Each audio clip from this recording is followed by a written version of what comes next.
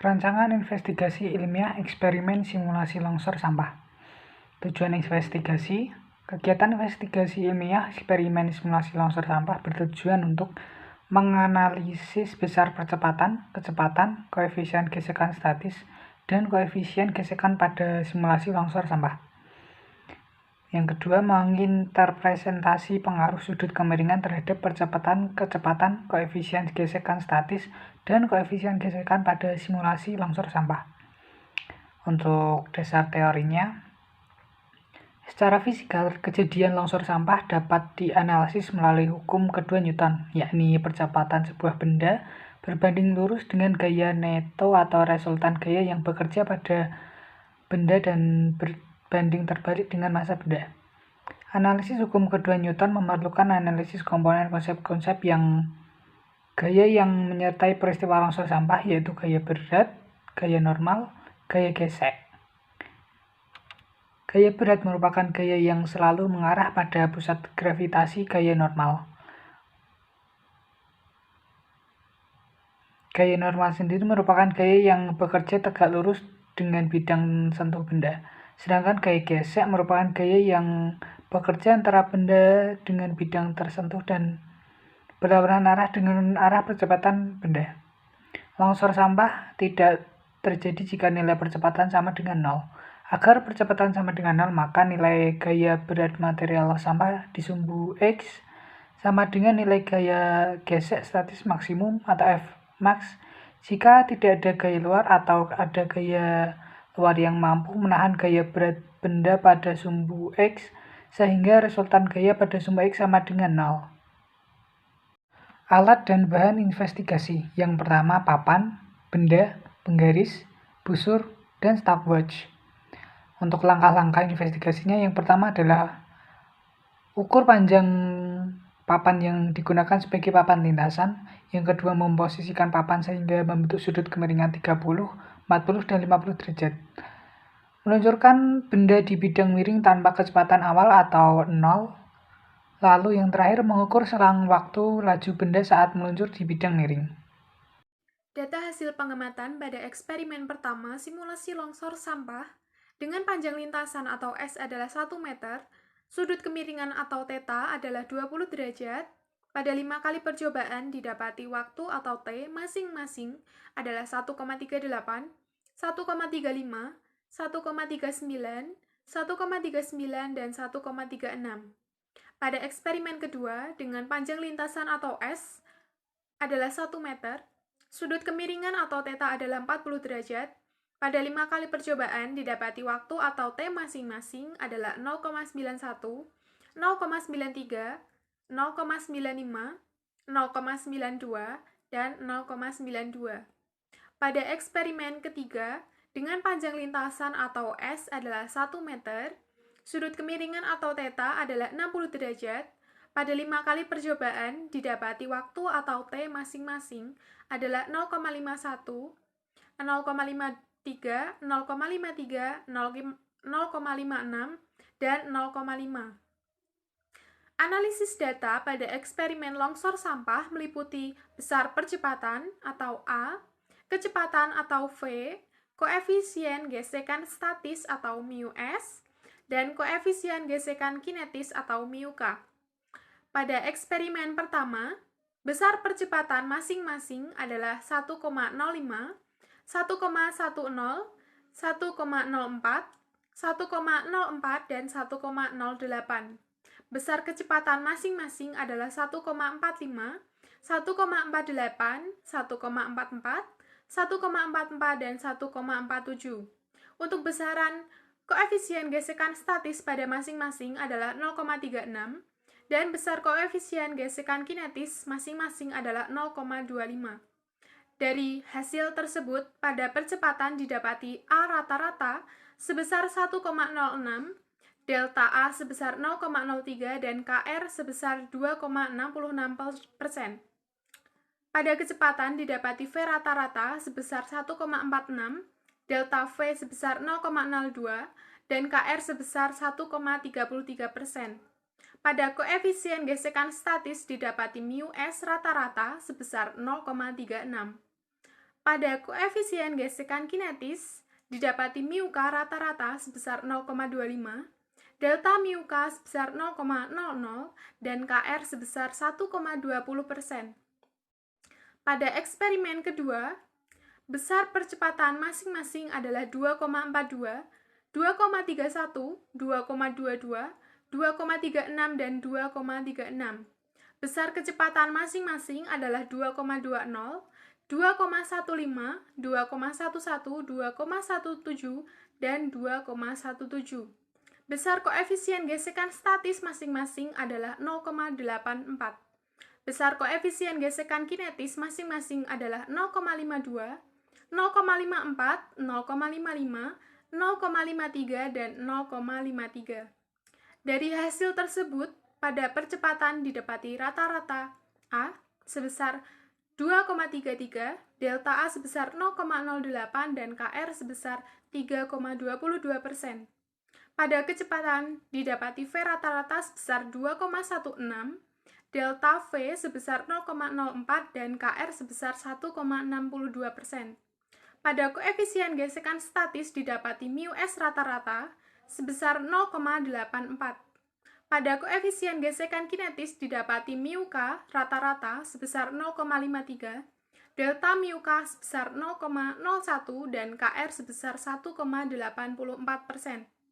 Pada eksperimen ketiga, besar percepatan masing-masing adalah 7,69, 7,12, 7,12, 6,38, dan 8,00.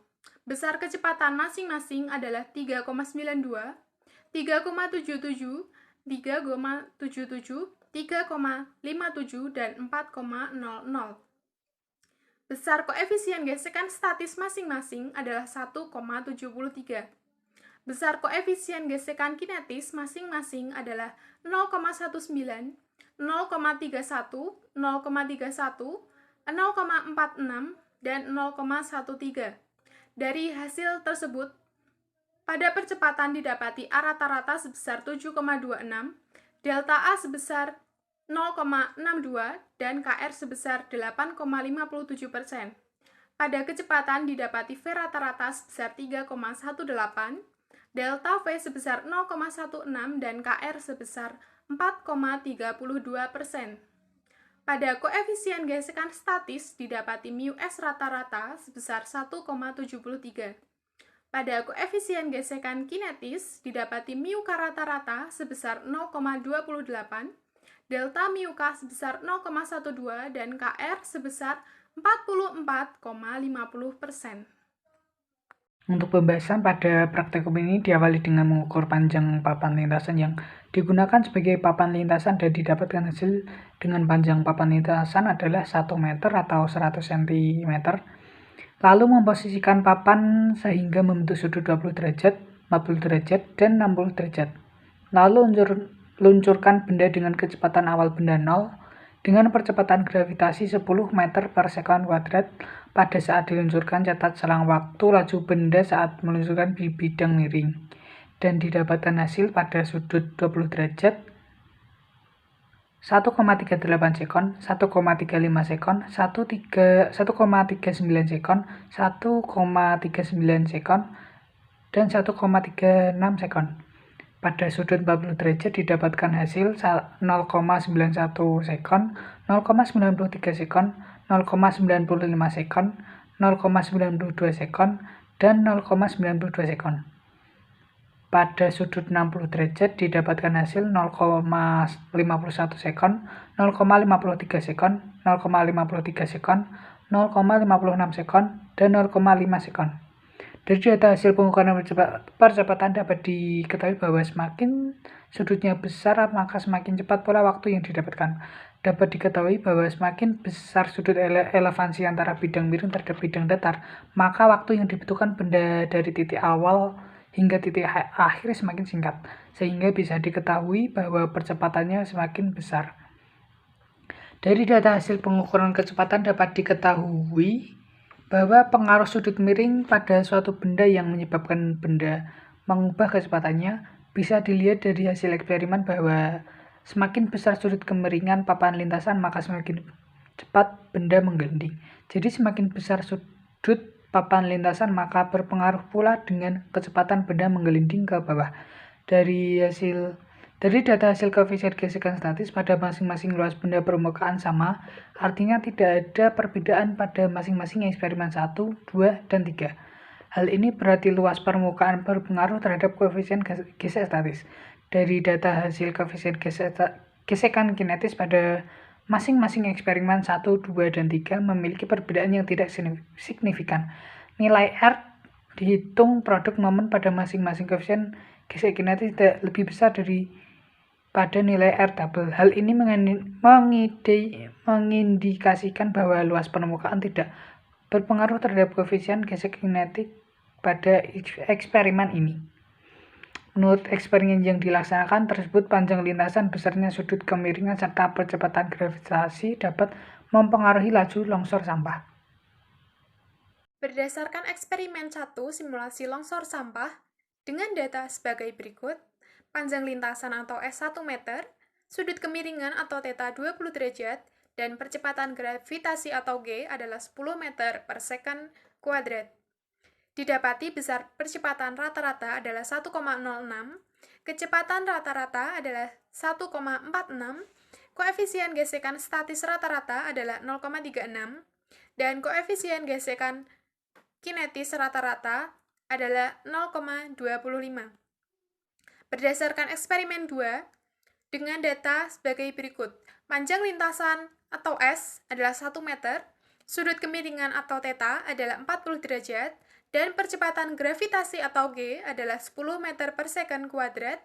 Didapati besar percepatan rata-rata adalah 2,33, kecepatan rata-rata adalah 2,16, koefisien gesekan statis rata-rata adalah 0,84, dan koefisien gesekan kinetis rata-rata adalah 0,35. Berdasarkan eksperimen 3 simulasi longsor sampah, dengan data sebagai berikut. Panjang lintasan atau S adalah 1 meter, sudut kemiringan atau θ adalah 60 derajat, dan percepatan gravitasi atau G adalah 10 meter per second kuadrat. Didapati besar percepatan rata-rata adalah 7,26, kecepatan rata-rata adalah 3,81, koefisien gesekan statis rata-rata adalah 1,73, dan koefisien gesekan kinetis rata-rata adalah 0,28.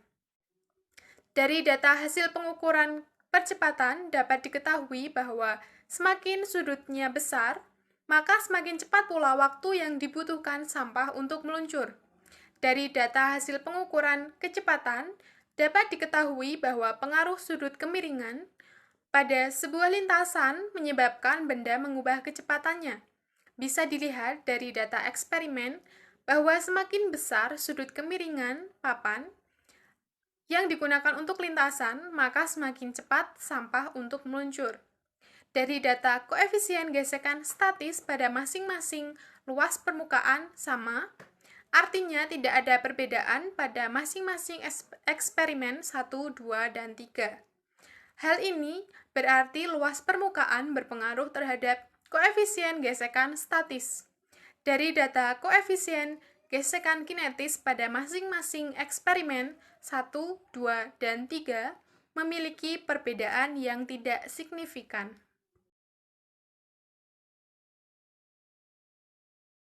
Tujuan dari investigasi timbulan sampah ini ada 3. Yang pertama, mengidentifikasi jenis sampah berdasarkan suatu klasifikasi. Yang kedua, ada menganalisis besar timbulan sampah. Dan yang ketiga, ada menganalisis laju besar timbulan sampah. Dan bahan yang digunakan dalam investigasi ini ada alat penampung sampah, kemudian ada timbangan atau neraca, kemudian yang kedua ada alat ukur volumenya, dan yang ketiga jika memerlukan sarung tangan atau masker. Nah, untuk langkah-langkah dalam investigasi timbulan sampah ini, yang pertama itu menyiapkan alat dan bahan, kemudian yang kedua mengumpulkan sampah dalam waktu 2 hari dengan tempat yang berbeda.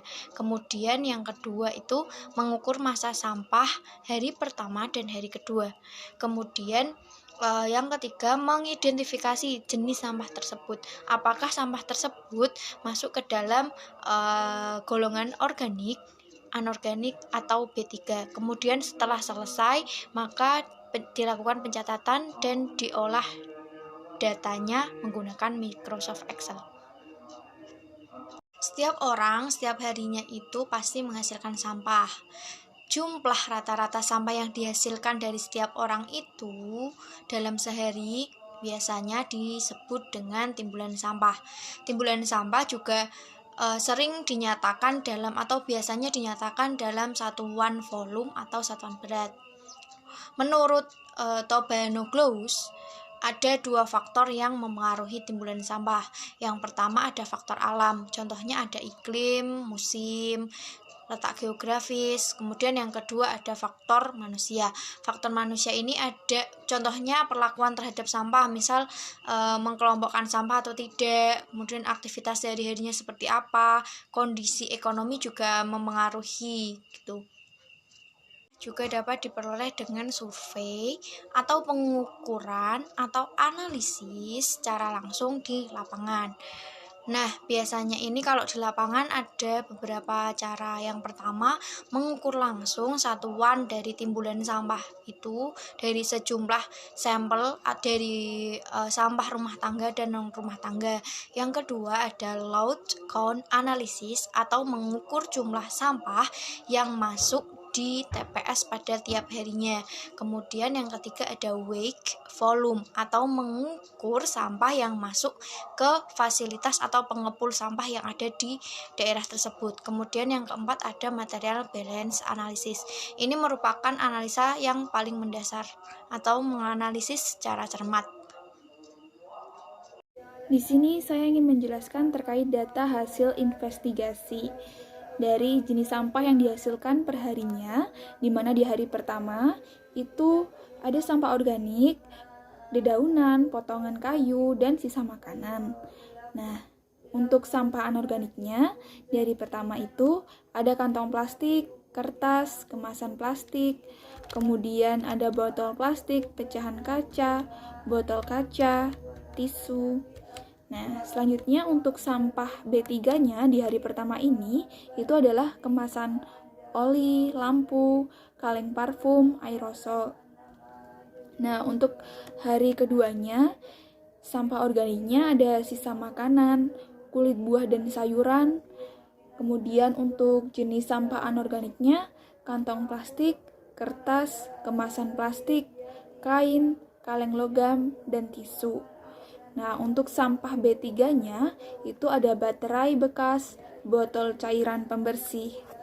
Nah, selanjutnya banyaknya sampah di sini yang dihasilkan.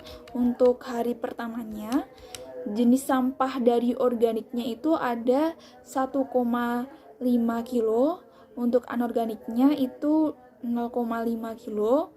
Untuk B3-nya itu ada 2 kilo, di mana jumlah masanya di hari pertama itu sejumlah 4 kilo. Untuk hari kedua, jenis sampah organiknya itu 0,4 kilo, untuk anorganiknya 4 kilo, untuk B3-nya 0,2 kilo, di mana total keseluruhannya 4,6 kilo di hari kedua ya. Selanjutnya terkait analisis data, di mana di hari pertama itu 4 kilo, jenis sampah organik karena masanya 1,5 maka presentasenya 37,5%.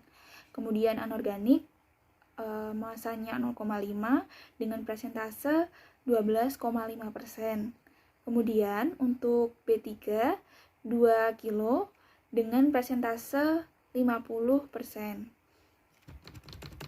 Untuk hari kedua, di mana total masanya itu 4,6 kilo, untuk organiknya 0,4 kilo dengan presentase 8,7%, untuk anorganiknya 4 kilo dengan presentase 87%, untuk B3-nya 0,2 kilo dengan presentase 4,3%. Selanjutnya terkait timbunan sampah dalam 2 hari. Di mana untuk jenis sampah organik dengan massa 1,9 kilo dengan persentase 22,1%. Untuk anorganik, 4,5 kilo dengan persentase 52,3%, dan untuk B3, 2,2 kilo dengan persentase 25,6%. Sehingga untuk LTS totalnya itu 4,3 kilo per hari. Selanjutnya adalah pembahasan.